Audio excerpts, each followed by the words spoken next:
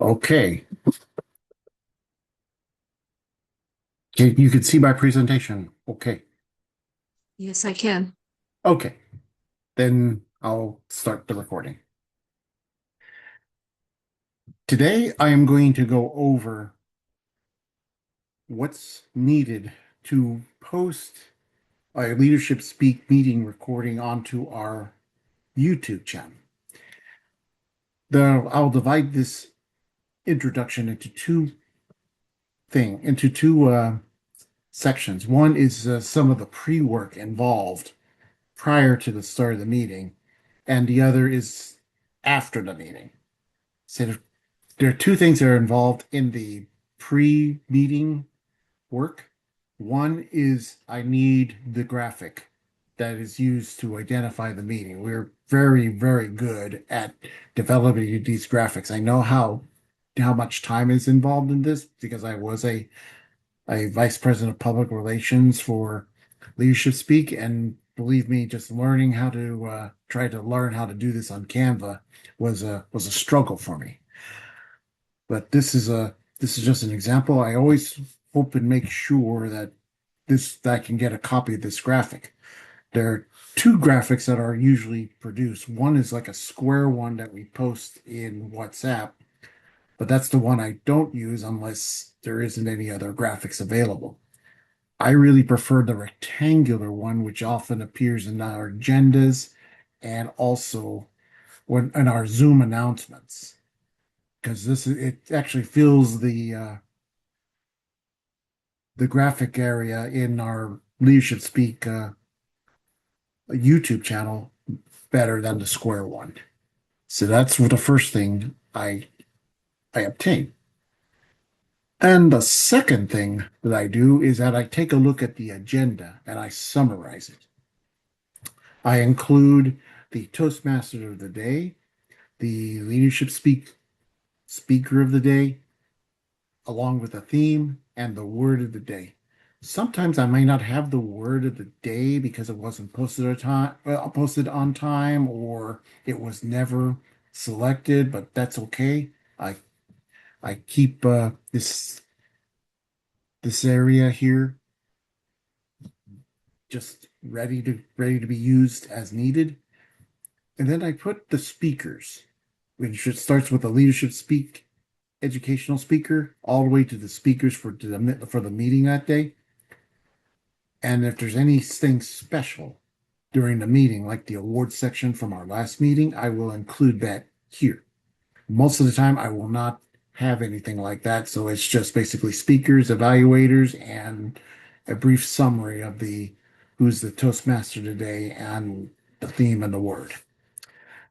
And then I have the evaluators, starting with the general evaluator, and then all of the evaluators in the meeting, including the Toast and the Toastmaster Today evaluator and the First Leadership Speak evaluator.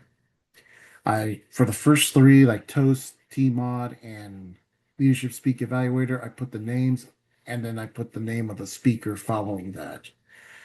And then the other evaluators, I don't include that because what I do is that we match things like was evaluating Joyce and Tony for Nicole and so forth. So that's how it's matched up.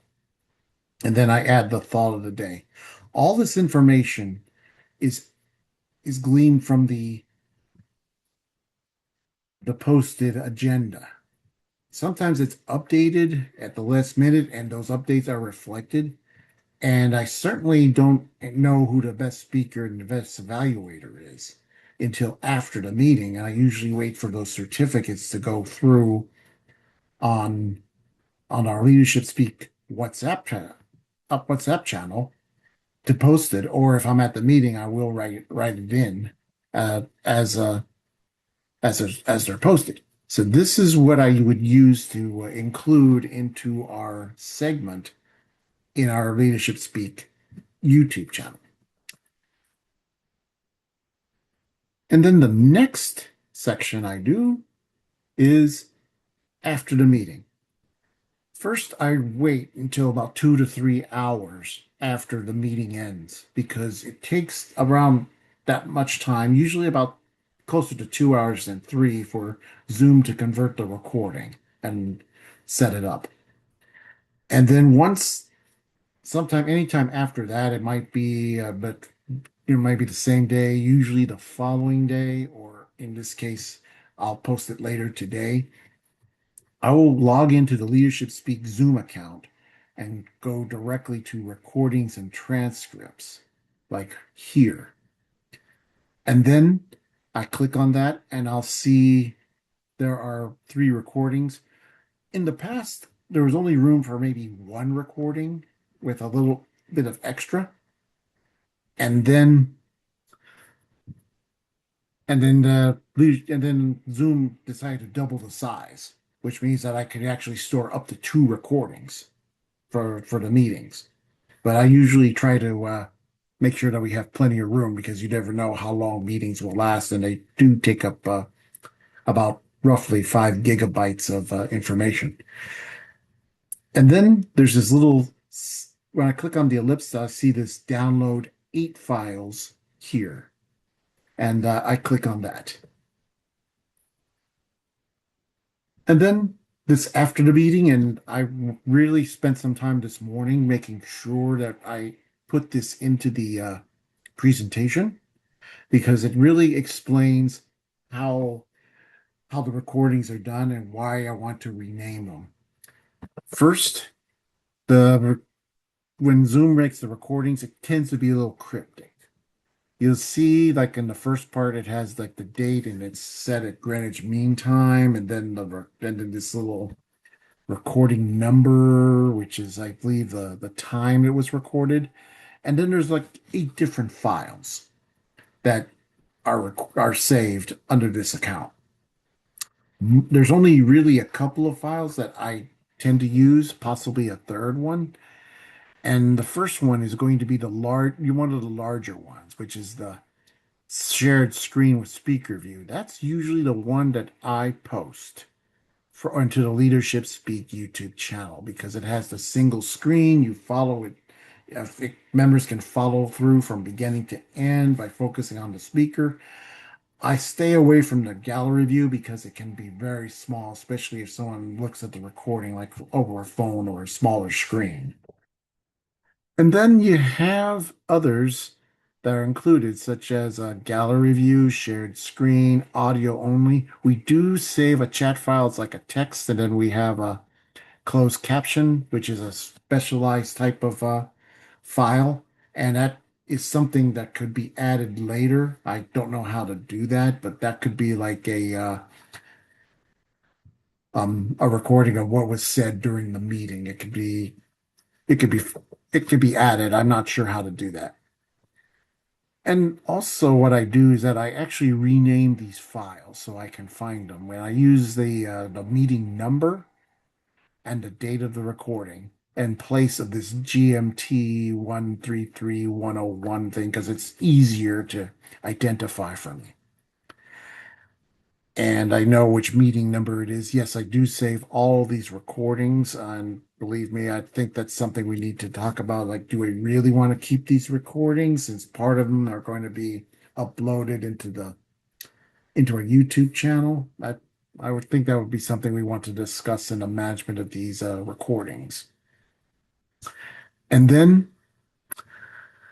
and then what I do is I select usually the largest file, not the gallery one, but the one that is like the speaker view, which you can see here. Like this 1.23 GB corresponds to the 1.281. So this is an easy way to kind of match up which file is which.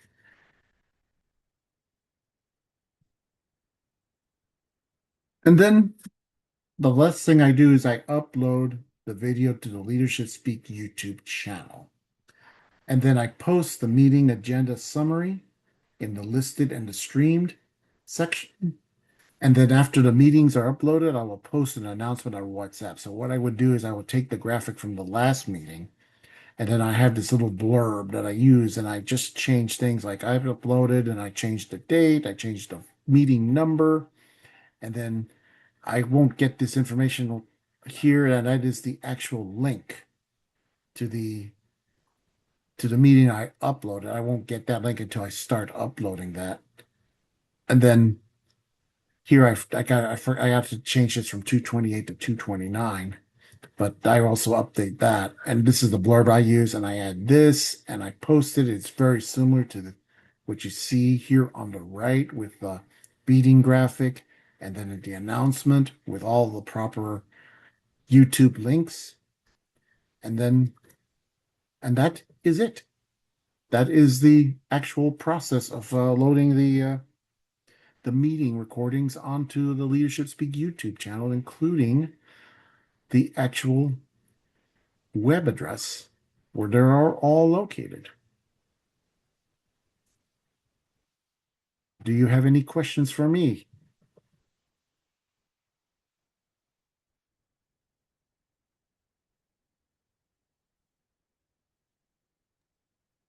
No, none at this point. It's okay. We keep going. Okay, that's the end of my presentation, so I'm going to stop sharing. And now that I have the recording, once that's recording is available, I will post it on the Leadership Speak YouTube channel for our members. So I'll stop the recording.